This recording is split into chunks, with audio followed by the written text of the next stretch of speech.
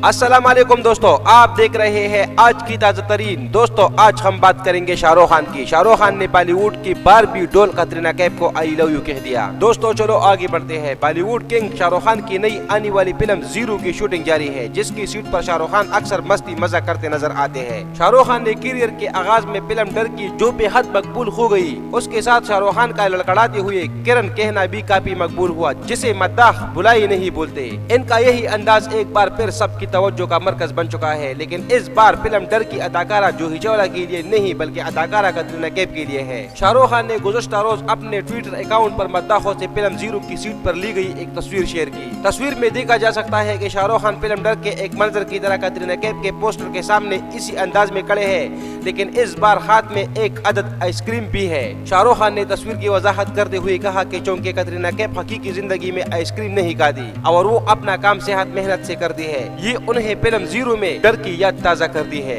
तो दोस्तों ये थी आज की ताजा तरीन। दोस्तों नई खबरों के लिए हमारे चैनल को सब्सक्राइब कीजिए और ये बेल आइकन जरूर दबाइए ताकि हमारी अगली वीडियो आप तक जरूर पहुंच सके। शुक्रिया।